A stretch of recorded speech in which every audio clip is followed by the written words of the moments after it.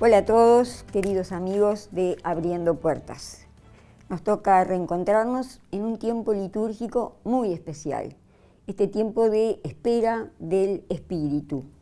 El Espíritu que el Señor nos ha dejado con su bendición y con su gracia podemos reconocer en la historia misma de nuestras vidas, en sus dones y en sus frutos.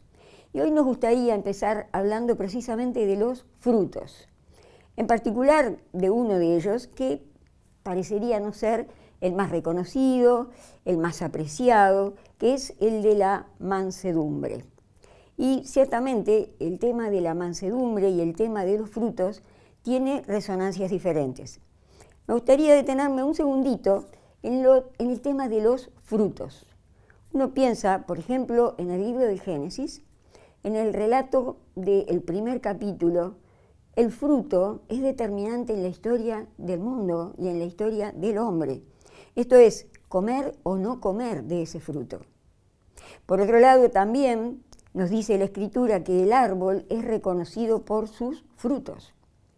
Todo esto tiene una resonancia particular e importante, pero además nos pone en una dinámica vital. El fruto, antes de sernos concedido, es semilla. Y si ese fruto es genuinamente recibido, a su tiempo también él será semilla. Es una dinámica importante, una dinámica interesante. En ese antes y ese después de la mansedumbre están como entretejidas la humildad y la paciencia. Si nosotros pensamos de nuevo en el Antiguo Testamento, el profeta anuncia al siervo del Señor como aquel que no grita, aquel que no disputa, cosa que también en el Nuevo Testamento Pedro retoma y vuelve a dar testimonio a este respecto. Y dice que el Señor insultado no responde con insultos y que padeciendo no responde con amenazas. Y aquí estamos en condiciones de otra salvedad. Ser manso no es ser débil. No es ser indiferente, no es ser cómodo, no es haber optado por un discurso políticamente correcto. Ser manso, en el Nuevo Testamento, es ser Cristo mismo. Aprendan de mí, dice el Señor, que soy manso y humilde de corazón.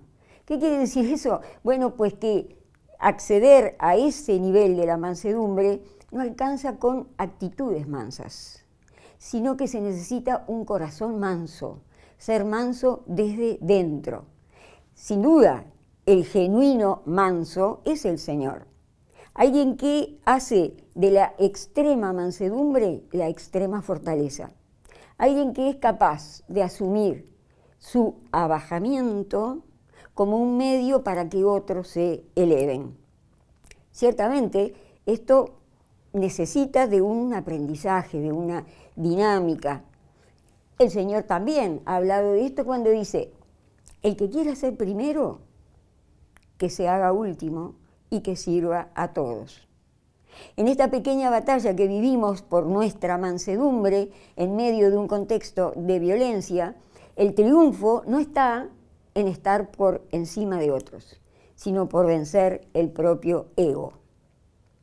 ¿Esto significa que es malo querer ser el primero? No, siempre que acertemos con el modo. Esto exige, de nuevo, un aprendizaje y un caminar, que es un caminar en el espíritu. Un camino que es complicado, pero un espíritu que nos sostiene cuando caminamos. Un espíritu que nos sostiene cuando nos caemos. Y en ese sentido pensamos, bien, estamos en un mundo que el Señor nos confió, hoy. En un mundo que nos demanda hoy, un mundo en el que tenemos que actuar hoy. Y la pregunta sería, ¿cómo hacer esto con mansedumbre? Y tal vez nos sirva recordar las palabras de Pedro al pueblo que se ha dividido, al pueblo que se ha esparcido por el mundo. Den culto a Dios en sus corazones, siempre dispuestos a dar testimonio de su esperanza.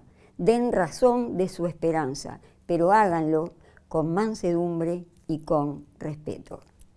Y eso es todo por hoy, queridos amigos. Muchas gracias.